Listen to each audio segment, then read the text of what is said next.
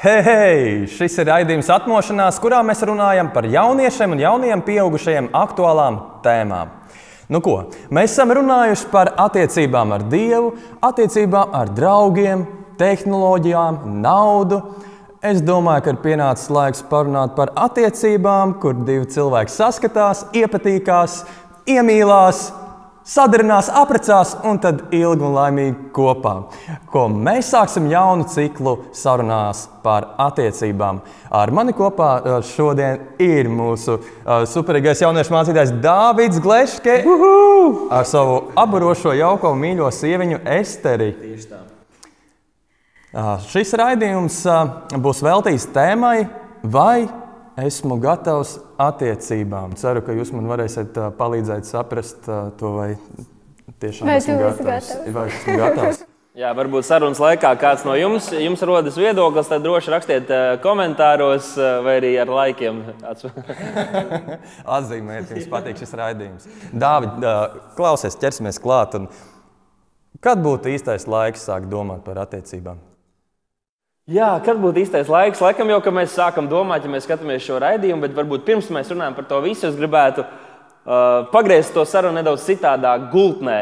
Un iedomāties, ka tie visi skatītāji, kas mūs skatās, uzliet viņiem tādu augstu ūdens spainu uz galvas, domājot par laulības konceptu kā tādu, jo bieži daudziem ir priekšstats pavisam citādāks par laulību, kā patiesībā, ko Bībele saka par laulību. Mēs skatāmies caur rozā brillēm, caur rožu krūmiņiem un domājam, tas būs tik brīnišķīgi, mēs staigāsim rociņās, dzīve būs laimīga, mēs būsim piepildīti kā vēl nekad. Un jāsaka, laulība ir brīnišķīga.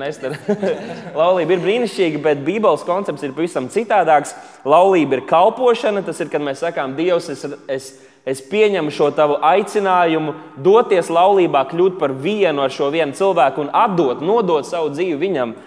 Šim otram cilvēkam, un tāpēc arī mūsu ģimenes, pavisam jaunas ģimenes moto ir tāds, ka mēs gribam, lai mīlestību vairojot, mēs Dievam godu dodam. Efeziešu vēstulē 5.25 mēs lasām, kur Pāvils runā par laulātēm. Viņš saka, vīri, mīliet savas sievas tāpat, kā Kristus ir mīlējis savu draudzi, pats nododamies viņas labā. Un kad mēs padomājam praktiski, ko Kristus izdarīja, tas varbūt var mazliet pamainīt to mūsu saulaino domu par to, kas laulība ir. Kad viss ir priekš mums, sieva rūpēsies par mani, viss būs tikai kā pa debesu kalniņiem skraidot, jo Kristus bija tas, kas pazemojās, mīra par mums, mīra par draudzi. Un tāpat Bībele saka, ka Dievs sagaida, ka mēs būsim tādi, kas mēs dodoties laulībā, atdosim visu sevi par šo otru personu, priekš šīs otras personas, ko Dievs mums ir devis. Man tas liek domāt par noteikti brieduma cilvēka prātā un iespējams arī vecumā. Tad mans jautājums tāds, kāds būtu tas īstais vecums, kad vajadzētu domāt par attiecībām un vai vispār ir tāds īstais vecums? Es laikam varētu par to vecumu teikt, ka manuprāt tāds vecums nav. Kādam tie ir 30 gadi, kādam tie ir 20 gadi. Bet es domāju, ka droši vien, ka 12 gadi laikam nebūs tas vecums. Bet tu tikko teici, ka vecumam nav nozīmes. Es domāju, tādam vecumam, ka tu vēl esi krietni jauns, kad tu vēl atrodies, piemēram, skolā, mācies, kaut kādā tādām vietām. Bet droši vien, ka vecumā, kad tu esi pieaudzis, apzināti pieaudzis, sasniedzis to savu pilngadību un arī pieaudzis tā kā savā dvēselē, tad es domāju, ka tas varētu būt laiks. Kad tu esi pieaudzis, nobriedis, pieaugušais cilvēks, kurš uzņemās atbildību, tu prasīji, kad ir īstais laiks, kad mēs varam sākt domāt par attiecībām. Un vēlos nolasīt vienu rakstu vietu. Augstajā dziesmā, 8. nodaļā, 4. pantā ir rakstīts šādi vārdi: Es no sirds lūdzu jūs, Jeruzalemes meitas, lai jūs priekšlaikus nesatrauktu un neatmodinātu manī mīlestību, nedz arī liktu tai kaut kā citādi rosīties manī, iekāms tas tai pašai patīk. Un no tā man šķiet, ka mēs varam mācīties, ka nav tāds brīdis cilvēku dzīvē, ka tev vajadzētu tagad, vai arī kad radinieki vai kā draugi saka, tev jau laiks apņemt sievu. Ja šī vēlme tevī dabīgi no Dieva vienkārši nerodās, tad tev nevajag pašam to mēģināt izraisīt. Tev nav obligāti jāprec un nav obligāti jādzīvo attiecībās. Bet ja šī vēlme tevī mostās, tad tas ir laiks, kad tev ir jāsāk reaģēt uz to. Un patiesībā mūsdienās man šķiet, ar visu to kultūru, kurā mēs dzīvojam, īpaši varbūt puiši un vīrieši jau ļoti agrā vecumā, viņos tiek atmodināta šī vēlme pēc attiecībām, varbūt 10, 12 gadīgiem puikām jau sāk rasties interesi par meitenēm. Tas, ko es gribētu atzīmēt, ir tas, ka tev pamostā šī interese par meitenēm vai par attiecībām nenozīmē, ka tev jāsāk rīkoties saskaņā ar šo vēlmi, bet tas drīzāk ir mājiens, kad mums ir laiks sākt gatavoties, lai mēs kļūtu par atbildīgiem vīriešiem, par atbildīgiem vīriem, kuri pēc tam var uzņemties atbildību par sievu, par ģimeni, par bērniem. Un es tā domāju, ja tu gribi būt sportists, tad līdz tam laikam, kad tu vari kļūt par profesionālu sportistu, ir laiks, kad tu gatavojies, kad tu ieguldi, kad tu pieliec piepūli. Ja tu gribi būt kaut kāds izgudrotājs vai vienalga, kas tu gribi būt pavārs, ir laiks sagatavošanās laiks. Ja tu gribi būt vīrs, ja tu gribi būt cilvēks atbildīgs, iesaistīts ģimenē, kas var uzaudzināt bērnus, tad arī tev ir nepieciešams laiks, lai tu vari sagatavoties tam. Un tad, kad tas laiks atnāk, kad tu stājies attiecībās ar sievieti, kad tu vari būt tam gatavs. Īstenībā jau pirms mēs sākam attiecības ar pretējā dzimuma pārstāvu, mēs jau esam kādās noteiktās attiecībās, un tās ir attiecības mūsu ģimenē. Tad mans jautājums būtu tāds, un es domāju, tas ir arī diezgan būtisks, vai attiecības ar vecākiem un ar ģimenes locekļiem var parādīt to, vai mēs esam gatavi attiecībām veidot paši savas attiecības. Es esmu pārliecināts, ka tā ir, ka tas parāda. Ir tas teiciens, kad kā tu izturies pret saviem vecākiem, pret savu māti, pret savām māsām, tāpat tu izturēsies arī pret savu sievu.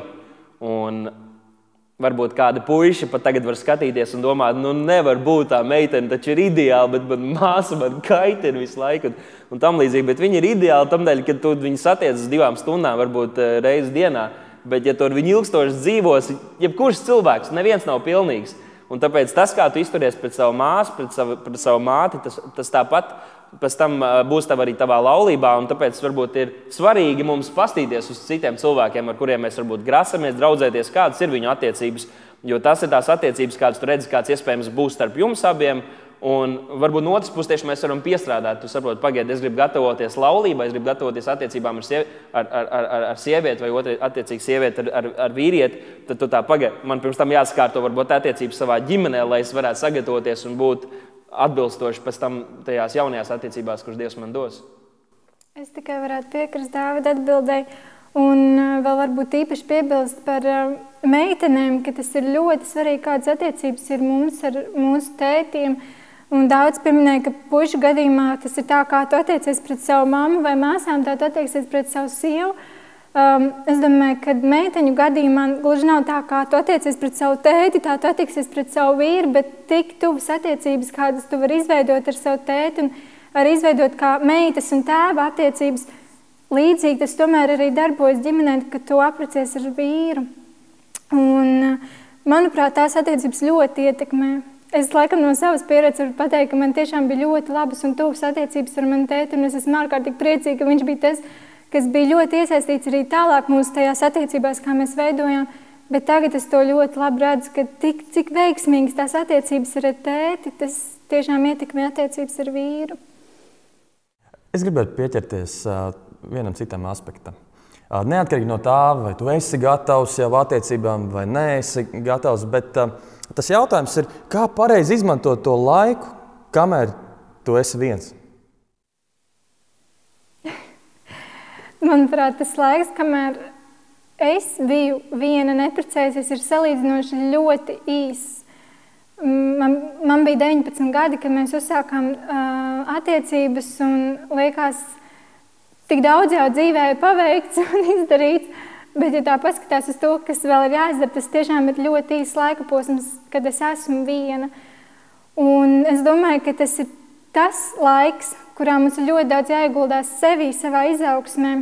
Tajā, kad mēs saprotam, kāds ir mans aicinājums, kas ir mans mēģis, ko es gribu sasniegt, kāda ir mani sapņi manā sirdī. Tas ir laiks, kad mācīties, jo pēc tam tā laika, iespēja ir mācīties, bet tas laiks kļūst tik dalīts un tam pilnvērtīgi nevar veltīt laiku. Tāpat arī attiecības ar tiem citiem cilvēkiem, īpaši meitenēm ar meitenēm. Tas ir ļoti svarīgi tieši izbaudīt to laiku, kad tu vēl neesi attiecībās un veidot attiecības ar citiem cilvēkiem, cik vien tas ir iespējams, jo laulībā tas kļūst ierobežot. Tieši tās, ja viņas aicinātu, ka tas ir laiks, ko izbaudīt. Jo, pieņemsim, tu apprecējies 20 gadu vecumā, kā tu to izdarīji, vai varbūt kāds cits 30, varbūt pat 40 gadu vecumā. Tas vienalga ir salīdzinoši īs posms no visas tavas apzinātās dzīves laika, jo pēc tam, teiksim, tu dzīvo līdz 80, 90 gadiem, jūs visu laiku dzīvosit kopā. Tā kā tas laiks, ko tu dzīvo, kā atsevišķi indivīds, pirms tu esi savienots ar kādu otru cilvēku, tas laiks, ko vajag izmantot, vajag ieguldīties sevi un vienkārši 5 īsus ieteikumus. Pirmais, man liekas, ka tas ir laiks, ka mums vajag augt, mainīties un celties, jo tu gribi būt tāds, kas tu esi par svētību tam otram cilvēkam. Lai brīdī, kad tu stājies attiecībās ar kādu, lai tu atnāc kā svētība, nevis ar visām savām problēmām, ar savām visām nesakārtot dzīvi, un tas kļūst vienkārši par vēl palielinātu problēmu otram cilvēkam. Otrais ir, ka tas ir laiks kalpot. Pāvils teica, ka tad, kad jūs esat laulībā, tad jums ir daudz laika jādomā, kā jūs kalpojat otram un izpatīkat, bet kamēr jūs esat brīvi, jūs varat pilnvērtīgi kalpot un daudz vairāk laika ir kalpot tam kungam. Tas ir otrais punkts. Trešais ir tas, ka mums vajag atrasties cilvēku vidū. Mums vajag atrasties cilvēku vidū, jo, piemēram, meitenes, ja jūs vēlaties, lai kāds puisis, kāds pienācīgs, sakarīgs puisis jūs pamana, tad tas, ka jūs sēžat mājās, jums nepalīdzēs, un arī tas, ka jūs apkārt vazāsties ar kaut kādiem pozeriem un nesakarīgiem kaut kādiem dzīves šļodarētājiem, tas jums nepalīdzēs, jo iespējams īstais puisis jums paies garām. Tāpēc esam tur, kur ir sakarīgi cilvēki, esam tur, kur ir dzīvība, kur ir tādi cilvēki, kas aug un ir atbilstoši un pieauguši un tādi, kas ir gatavi attiecībām. Un tas ir viens, ko mēs varam darīt. Vēl viens ceturtais ir, ka mums nevajadzētu būt izmisušiem. Jo, kad mēs esam izmisuši, mēs darām muļķīgas lietas, un es zinu pats savā dzīvē, ka ir cilvēki, kur izmisuši pēc kādām lietām, tad tas drīzāk ir nedaudz tā atbiedējoši. Tu vienkārši negribi īpaši būt ar tādiem cilvēkiem, kas ir izmisīgi par kaut kādām lietām. Un piektais ir tas, ka tas ir laiks, kad mēs varam lūgt. Tu lūdz par savu nākotni, par savu dzīvi un arī par savu dzīves draugu. Lūdzu, uztic to Dieva rokās, un ja tu patiešām uzticēsi, tad tas būs laiks, ko tu varēsi maksimāli izmantot, lai augtu, lai mainītos, un tad, kad tas dzīves draugs atnāks, tad tu būsi gatavs, un tas, kam mums arī aicina mūs. Jā. Es varētu tikai piebilst vēl 6. punktiņu, kad tas noteikti laiks, kad kalpot, ritīgi no sirds kalpot un atdot to savu laiku, savu uzmanību, tiešām ieguldīt sevi Dieva valstības darbam, jo pēc tam tas laiks tiešām kļūst arvien mazāks. Tu esi gatavs veidot attiecības, ka tev tās nav vajadzīgas, lai tu būtu laimīgs un piepildīts. Manuprāt, šī doma ļoti laba, jo tā parāda to, ka kamēr tu esi viens, tev jāiemācās būt laimīgam arī vienam, nevis visu laiku domāt, kad man būs tās attiecības, tad es būšu laimīgs, tad sieviete man padarīs laimīgu. Ja? Bet, kad tu esi laimīgs jau pirms tam, vai jūs piekrītat šai domai, vai arī jūs man varētu iebilst? Jo man liekas, ka ļoti svarīgi tajā laikā, kamēr tu esi viens, arī sagatavot savu sirdi. Jā, ļoti, ļoti dziļa doma, es domāju. Bet viņa ļoti patiesa. Tas tiešām ir svarīgi, ja tu nebūsi laimīgs tāds, kāds tu esi, ar tām sava rakstura īpašībām, ar to, kā tu izskaties, ar to, kādā ģimenē tu audz. Tu nebūsi laimīgs arī tad, kad tu apprecēsies. Un, manuprāt, nelaimīgs cilvēks var padarīt nelaimīgu arī otru, ja viņš tāds laulībā un tajās attiecībās tāds ienāk. Tāpēc tas ir svarīgi būt apmierinātam un laimīgam ar sevi. Tāds, kāds tu esi. Tad varbūt tādu īsu rezumē pirms nākamajiem jautājumiem. Kādas tad būtu tās galvenās pazīmes, ka cilvēks ir gatavs attiecībām? Pirmais ir tas, manuprāt, ka tev ir jābūt spējīgam atstāt savu tēvu un māti. Tas varbūt attiecās tieši uz jauniem puišiem un vīriem, kas gatavojas un vēlas uzsākt attiecības. 1. Mūzes 2.24 saka, tādēļ vīrs atstās savu tēvu un māti un pieķersies sievai, pieķersies sievietei. Tātad pirmais ir finansiālais aspekts. Tev vienkārši ir jābūt gatavam, jābūt savā dzīvē tādā vietā, ka tu vari nebūt savu vecāku uzturēts, bet tu vari pats parūpēties par savām vajadzībām un tad arī parūpēties par savu ģimeni, par savu sievu, kas noteikti ir pirmais un viena no svarīgākajām lietām. Tajā pat laikā mēs tagad dzīvojam tādā laikā, kad varbūt jauni cilvēki tik ātri nekļūst patstāvīgi kā agrāk, kad bērni iemācījās no saviem tēviem, dēli no saviem tēviem iemācījās kādu arodu un tad ātri sāka to piekopt un ātri viņiem kaut kādas finanses arī sāk nākt dzīvē. Bieži mēs mācāmies vidusskolā, pēc tam augstskolā bez lieliem ienākumiem. Tāpēc tam, ka tu nevari pilnībā sev uzturēt, tam nevajadzētu norakstīt, nosvītrot tevi kā kandidātu uz attiecībām. Tomēr, ja tie cilvēki tev līdzās, teiksim, tavu vecāki, tavi draugi redz tevi kā atbildīgu cilvēku, tādu, kas ir uzticams, kas ir tāds, kas smagi strādā un gatavs cīnīties par lietām, kuram tiešām var uzticēties, tad tās ir daudzas lietas, kuras jau liecina par to, ka tu esi cilvēks, kas tuvojās šai vietai, ka tu sevi esi uzticams un esi nobriedzis pieaugušais, un tam noteikti nevajadzētu tev traucēt jau apsvērt domu par attiecību veidošanu kā tādu. Tad otrais punkts ir tas, ka mums jābūt personīgām attiecībām ar Dievu, mums personīgi jānododas viņam, jo kā ģimenes galvai tev ir svarīgi, lai tu esi tas, kas tu stāvi Dieva priekšā un esi atbildīgs par saviem lēmumiem, un tu vari vadīt savu ģimeni dievbijīgā veidā, un nevis sievai tev liek jāatgādina, ko Dieva vārds saka, un ka mums ir kaut kādas lietas, kas mums kā ģimenei ir jādara. Tev kā ģimenes galvai būtu jābūt tam, kurš jau pāri visam, ka tev ir autoritāte, uz ko sieva var paļauties, ka tu esi dievbijīgs vīrietis un tev ir autoritāte tavā dzīvē, kas ir Dievs. Kā trešais punkts šajā sfērā, manuprāt, ir, ka mums ir jāizprot arī Dieva nodoms ģimenei. Mums jāsaprot, kam Dievs ir paredzējis ģimeni, jo ja mēs nesapratīsim, kam ģimene, kam laulība ir domāta, tad mēs to izmantosim ļaunprātīgā veidā. Tāpēc mums jāredz, ka Dievs jau sākumā iecerēja laulību un ģimeni priekš mums. Dievam ir aicinājums priekš mums ne tikai, kur mums ir jāstrādā, ko mums ir jādara, kādiem draugiem mums ir jābūt, bet arī par dzīves draugu, kas ir otrais svarīgākais lēmums mūsu cilvēku dzīvē. Pirmais ir, vai tu pieņem Jēzu par savu kungu, otrais ir, kādu dzīves draugu tu izvēlēs vai vispār tu izvēlēs. Tāpēc Dievam ir plāns priekš mums, un tas ir aicinājums, kurā mēs ieejam. Mēs sakām, Dievs, tas ir aicinājums, ka mēs padodos. Es saku, es gribu savienoties ar šo cilvēku, ko tu man dod, lai mēs kopīgi, kā ģimene, kā laulāti draugi, lai mēs piepildītu aicinājumu, kas tev ir priekš mums. Un viens no tiem ir, ka mēs kopīgi audzinām dievbijīgus bērnus priekš tā kunga. Jozuā grāmatā ir rakstīts, bet es un mans nams, mēs kalposim tam kungam. Un man šķiet, ka tas ir tāda dievbijīga vīrieša stāja, ka tu saki, ne tikai man pašam ir jānodzīvo priekš Dieva, bet es esmu gatavs vadīt savu ģimeni, lai mēs kalpojam tam kungam. Un ceturtais, pēdējais šajā sfērā, pirms mēs runājam smalkāk par to, kā mēs varam redzēt, ka nav gatavs. Ceturtais ir tas, ka mums ir jābūt zināšanām un atziņai Dieva vārdā.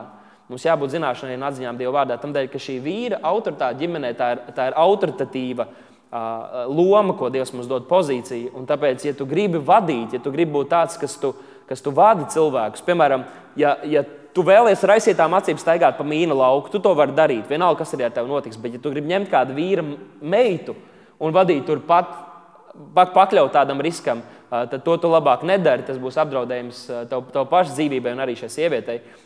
Un tāpēc ir svarīgi, lai tev ir atziņa, lai tu izproti Dievu vārdu un esi spējīgs vadīt jūs kopīgi pa šiem dzīves līkumiem. Un katrā laulībā, kā jebkurā dzīvē, ir arī augšs un lejas. Un kopīgi ar Dievu vārdu mēs varam tam iziet cauri. Dāvid, kādas būtu galvenās pazīmes, ka cilvēks nav gatavs attiecībām? Tu varbūt gribi pirmā atbildēt.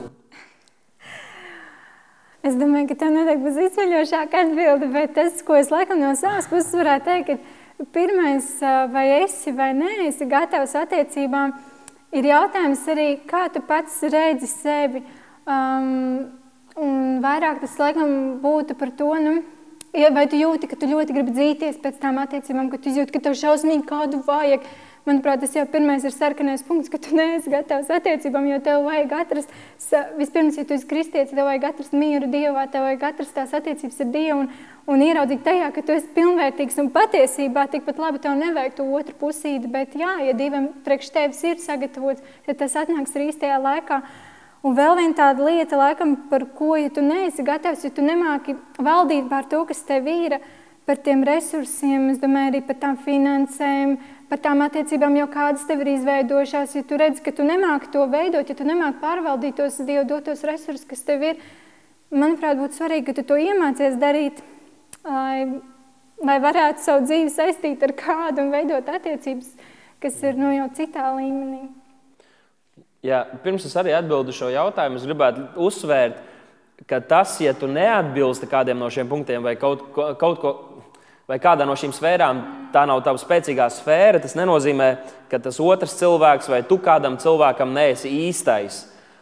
Varbūt tas vienkārši pasaka, ka jums vajag pagaidīt, ka tev vajag vēl ieguldīties sevī, tev pašam vēl vajag nonākt līdz tai vietai, ka tu esi gatavs, ka tu esi pa īstam pieaudzis vīrietis un nevis tikai liels puika un apkārt ceigā arī 30-40 gadīgi, man šķiet, to daudz var redzēt sabiedrībā, puikas, kuri neuzņemas atbildību, vienkārši spēlēs, kas ir lieli puikas ar dārgām mantiņām. Ja? Un lieliem puikiem vajadzētu spēlēties ar mantiņām, nevis sievietēm, tāpēc, ka sievietes tiek sāpināts. Bet tas ir pirmais, ka tas neobligāti nozīmē, ka tas nav īstais cilvēks, varbūt vienkārši tas nav īstais laiks, jo ziniet, ka īstā lieta nepareizajā laikā ir nepareizā lieta. Tad šeit daži punkti, noteikti ir daudz vairāk, bet tie, kas man likās, kas ir vissvarīgākie. Pirmais ir tas, ja kādam no iesaistītajiem ir atkarība no pornogrāfijas, kas aktīvi skatās pornogrāfiju. Tamdēļ, ka tas, ja tu esi pakļauts tam, tas maina tavu smadzeņu visas domas, maina visu, kā tu skaties uz pretējo dzimumu, kā tu skaties uz attiecībām, ko tu sagaidi no attiecībām, ko tu sagaidi arī no seksa laulībā. Un tas ļoti destruktīvi ietekmēs attiecības. Un mēs zinām, ka daudz laulības, kas ir slēgtas, varbūt vīri vai sievas pēc tam ir sākuši palikt atkarīgi no pornogrāfijas. Un tas iznīcina attiecības tamdēļ, ka tu esi pornogrāfijā. Mēs varbūt kādreiz par to runāsim, ka tu skaties pornogrāfiju, ka tu patērē tam līdzīgas lietas, esi atkarīgs no tādām lietām, tās tev distancē no realitātes, tas tev atrauj arī no cilvēkiem. Tu paliec savā iekšējā čaulā, varbūt depresija un kaut kādas citas lietas nāk pār tevi, un tas ir ļoti traģiski, un tos nevienam neiesaka. Tā kā, ja tu esi atkarīgs no kādām no tām lietām, tev ir jātiek no tām vaļā, pirms tu vispār var sākt apsvērt domu par kaut kādu attiecību veidošanu ar sievietēm. Vēl viens punkts ir tas, ka, ja tu esi kādās nopietnās atkarībās, kas nav tikai pornogrāfija vai kaut kas cits, jo mēs kādreiz domājam, ka tas cilvēks mums palīdzēs tikt ar kaut ko galā, bet es esmu pārliecināts, ka ja tu nevari ar to tikt galā tā cilvēka dēļ, tad ar to cilvēku tu vienkārši arī viņa dzīvi sabojās. Tāpēc skaties par atkarībām, tas ir alkohols vai vienalga kaut kas cits, varbūt azartspēles. Vēl aizvien mēs dzirdam stāstus par to, kā dažādas atkarības iznīcina ģimenes, iznīcina attiecības. Tāpēc tā ir nopietna problēma. Un vēl viens punkts, manuprāt, ir tas, ka, ja tu esi nesen pārtraucis attiecības, nozīmē, ka tu esi bijis mēģinājis uzsākt kaut kādas attiecības un nesen tās pārtraucis, tad ir nepieciešams laiks, ka tu vienkārši paej malā. Īpaši, ja tu esi emocionāli bijis iesaistīts ar kādu sievieti vai pretējā dzimuma pārstāvu, tad tev vajag brīdi, lai tiktu skaidrībā ar sevi un attīrīt savas domas, un tad atkal ar skaidru acu pastītos uz to, ko Dievs saka par attiecībām un arī uz šo cilvēku. Un tad pēdējais, ko es gribētu uzsvērt, ir flirtēšana. Es zinu, ka man pašam tā savā laikā bija problēma, un arī apkārt jauniešu vidū tas ir normāls veids, kā komunicēt. Uz tā bieži balstās komunikācija kā tāda. Bet ja tu esi persona, kas visu laiku, varbūt ne ar visiem, bet flirtē ar cilvēkiem, tad tā ir ļoti liela problēma. Jo īpaši, kad tu izveidos attiecības ar kādu, tad es zinu, ka mana sieva arī draudzības laikā nekad nebūtu vēlējusies vai sagaidījusi vai pacietusi, kad es būtu izrādījis lielas simpātijas vai flirtējis ar citām sievietēm, un tāpat arī otram vīrietim no sievietes to pašu mēs sagaidītu. Un, ja tas ir ja flirtēšana ir dzīvesveids, tad mēs būtībā esam arī, es teiktu, kā tāda bērnišķīga izpausme, ka tu vienkārši centies izpatikt un baudi kaut kādu uzmanību. Tas nozīmē, ka tu neesi pieaudzis, ka tu neesi stabils, ka tu neesi pārliecināts par sevi un tu neesi gatavs nopietnām attiecībām, ja tu visur izmet visādas āķīšas un patur sev iespēju veidot attiecības ar dažādiem cilvēkiem. Tie būtu tie galvenie, manuprāt, kas liecina par to. Tu sāk runāt par komunikāciju. Tad jautājums ir, kādai būtu jābūt komunikācijai cilvēkam ar pretējā dzimuma pārstāvjiem, kad viņš vēl neplāno, veidot attiecības?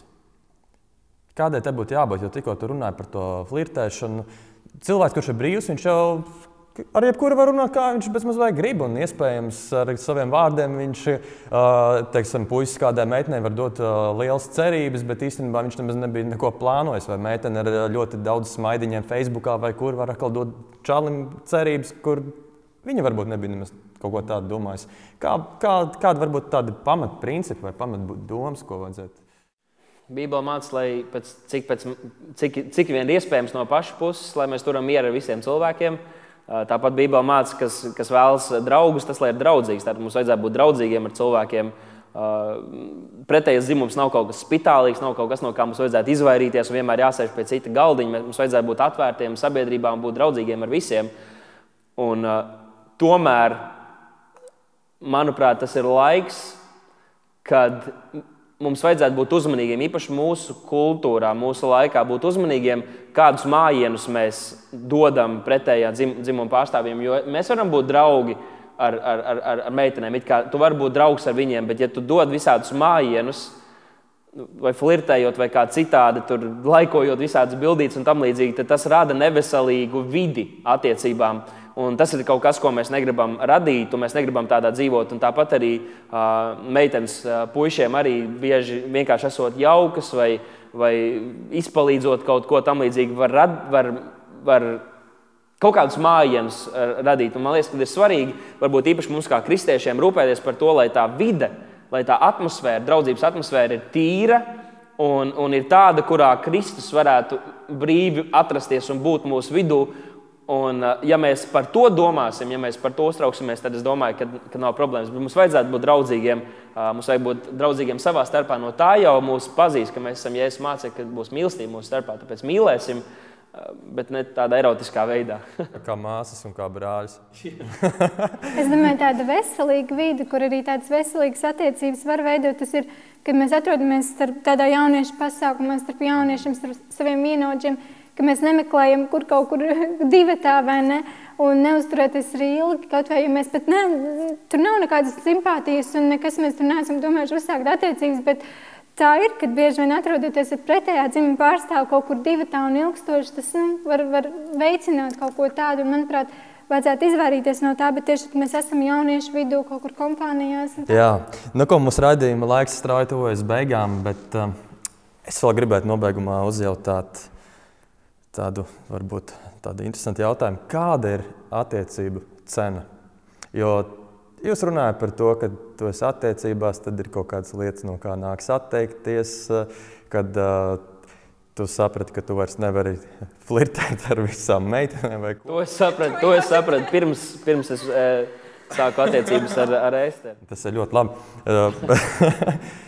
Bet mēs saprotam, ir kaut kādas lietas, ko mēs varbūt vairs nevaram darīt. Kaut kas ir savādāk. Kāda būtu tā cena? Ko maksā attiecības ar kādu cilvēku? Jā? Laikam jau, kad tu savā jautājumā ietvēri arī atbildi. Jo būtībā tas maksā visu. Ja mēs ticam tam, ko Bībele saka par laulību, par attiecībām, tad tas nozīmē, ka tev jāizmirst par kaut kādu sautīgumu, lai gan, protams, ka laulības arī ir laiks, ka tu vari mazliet sautīgāks būt, tad otrs cilvēks, bet tas ir laiks, kad tu atdod sevi visu, kad tu atdod visu sevi, lai kalpotu tam otram. Un vēl tas otrs aspekts man šķiet ir tas, ka cik daudz kam tev jāpasaka nē. Un varbūt tāpēc es uzrunāju tos, kas skatās šo raidījumu, varbūt tās sapņainām acīm domā, man būs attiecības, tas būs tik brīnišķīgi un skaisti, bet tu padomā par visu, kam tev jāpasaka nē. Volejbols, tu vari mēģināt to visu praktizēt, bet daudzām lietām jāpasaka nē, piemēram, par pašu tavu ģimeni, par saviem vecākiem, kuri tev varbūt ir bijuši ļoti tuvi, varbūt nav bijuši ļoti tuvi, tavu brāļu un māsas. Visas attiecības mainās, jo tavā dzīvē ienāk viena persona, kas ir daudz svarīgāka par visiem tiem pārējiem. Tavi draugi, tavi čomi, ar kuriem jūs kopā esat visu laiku tusējušies, visu pēcpusdienas pavadījuši kopā. Protams, jūs kaut kad varat vēl patusēt arī laulībā vai attiecībās, bet tev ir kāds cilvēks, kurš ienāc tavā dzīvē, kuru tu Dievu priekšā atzins kā dāvanu, kuram tu veltīji savu dzīvi. Un tev jāpasaka nē saviem draugiem, tev jāpasaka nē arī daudzām citām meitenēm. Būtībā pasakot jā vienai meitenei, tu pasaki nē visām pārējām. Vienkārši tur nav iespējams pat apsvērt domu vai kaut kas tam līdzīgs. Tu tam visam pasaki nē, tāpēc cena ir ļoti liela. Un varbūt vēl ir tāda noslēgošā doma, kas man šķiet, un es gribētu to izteikt tādā veidā, ka īpaši jau tie puiši, kas skatās šo raidījumu, ka katru reizi, kad jūs iedomātos par attiecību uzsākšanu ar kādu meiteni, ka šī doma jūs vajātu. Un tā ir tāda, ka katra no tām meitenēm, ko mēs redzam apkārt, kādas mums liekas simpātiskākas, kādas liekas vēl simpātiskākas, katra no viņām ir kāda tēva meita. Pirmām kārtām tas ir kāds tēvs, kurš arī tepat kaut kur dzīvo, un viņš ir ieguldījies tajā meitā, viņš ir audzinājis viņu, viņš ir mīlējis viņu, tas ir viņa acu raugs. Diemžēl daudz meitenes ir uzaugt bez tēviem, tad varbūt nav šī aizmugure, bet tomēr. Un tu, uzsākot kaut kādas attiecības ar to meiteni, vai kaut ko tur domā pamēģināt, vai iekņept dibenā, vai kaut ko tur flirtēt ar viņu, kaut kādu veidu lietas seksuāli, erotiski aizskart viņu, tu aizskart tā vīrieša meitu, tā dārgumu, kas viņu ir uzaudzinājis. Un vēl vairāk šī doma man pašam daudz nozīmē, ka tu padomā, ka katra no tām meitenēm ir ne tikai šī uz zemes esošā tēva meita, bet tā ir debesu tēva meita. Debesu tēvs, mūsu Dievs, ir radījis katru no viņām. Katra no viņām ir dārgakmens, ir dārgums viņam. Un es zinu, ka mans tēvs, ja kāds jebkad būtu mēģinājis bērnībā vai pat šajā laikā aizskart vai kaut ko nodarīt manai māsai, lai gan mans tēvs, mūsu mācītājs, ir miermīlīgs cilvēks, es apsolu, viņš būtu saplēsis debesis, lai izreikinātos ar to vīrieti vai ar to situāciju, ko kāds ir nodarījis manai meitai. Es domāju, mūsu debesu tēvs, viņš ir vēl vairāk, ja Bībele runā pat, ka viņš ir greizsirdīgs un pat vecajā derībā lietots vārds dusmotājs, dusmīgs, tad, kad mēs tā vieglprātīgi un bezatbildīgi izturamies pret kādām no tām viņa dārgajām meitām, kad mēs vienkārši, es pamēģināšu, vispār tādu pamēģināšanas draudzību neeksistēt, tu uzsāc attiecības, mēs par to runāsim vēlāk, tad vismaz tev pašam ir jābūt vietā, kad tu saki, jā, šo sievieti es tālredzīgi redzu, kad es varu veidot attiecības ar viņu. Pamēģināšana neksistē, bet tu tur vienu pamēģini, vienu tur piesmēji, ar vienu kaut ko tur erotisku padara, un tad pamet viņu un sāpina to, tad es domāju, ka mūsu debesu tēvs tas nepaliek neatmaksāts, tas nepaliek bez kaut kādām sakām tavā dzīvē, un tāpēc katru reizi, kad iedomājies, tur tā meitene, tā man patīk, tu iečeko viņu no apakšas uz leju, nobrauc, kā kādreiz mēs varbūt darām miesīgi. Tu pirms tam padomā, bet mans Dievs, tā ir viņa meita, viņa ir dārgums viņam, vai es varu kaut ko tādu atļauties un nodarīt viņam, jo viņš to redz un viņš viņu vērtē. Un mums tāpat būtu jāskatās uz sievietēm, tāpat arī sievietēm uz vīriešiem, bet džeki, tāpat mums ir jāskatās uz tām meitenēm, uz tām sievietēm mums apkārt. Tās ir dārgums Dievam, Dievs viņas redz vērtīgas un daudz ko vairāk kā tikai fizisku, seksuālo kaut kādu šo daļu, ko mēs varētu redzēt savām acīm. Dievs viņas redz daudz vērtīgākas, tāpat arī mums būtu jāskatās uz viņām. Tu noteikti esi ļoti laimīga ar tik gudru vīru. Es noteikti esmu ļoti laimīga un Dāvids noteikti visiem aiz ekrāna sēdošajiem puišiem kārtīgi nodeva, kā jādara, bet tāpat es to varētu attiecināt arī uz meitenēm, kad jā, tā lielāka atbildība un tā, varbūt tā galvas loma ģimenē tā tomēr ir tam vīrietim, bet arī meitenei un arī pat pirms attiecībām viņai arī ir svarīga loma. Un tāpat kā puiši, viņi nevar darīt kaut ko, kas nepatiktu meitenes tēvam, ka viņš to dara viņas meitu. Tāpat arī es domāju, ka meitenēm ir svarīgi vērtēt un pareizi attiekties arī pret tiem puišiem, kad arī mēs neflirtējam, arī mēs nedaram kaut ko tādu, kas tam puisim varbūt dot tos nepareizos signālus un kas varbūt liktu vai apgrēcinātu viņu, kas arī, manuprāt, ir ļoti nepareizi un Dievam tas arī nav patīkami. Tā kā tā ir arī meitenes atbildība. Kāds puika reiz aizgāja pie meitenes tēva, pret kur viņš izjūt simpātijas pret šo meiteni, pret tēvu. Un viņš runā un prasa tēvam atļauju, un tēvs viņam saka, visu, ko tu izdarīsi manai meitai, es tevi izdarīšu.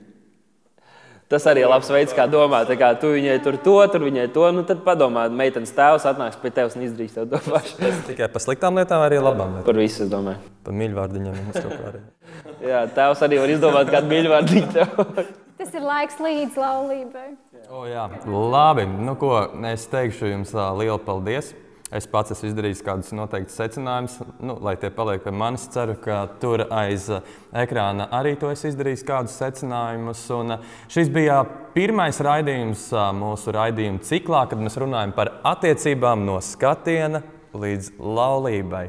Teikšu paldies Dāvidam ar Esteri par šo raidījumu, ka bijāt kopā ar mums. Es ticu, ka būsim gudri, klausīsimies Dievu, ņemsim vērā citu padomus un mums kopā arī izdosies. Tā kā tiekamies nākamajos atmošanās raidījumos.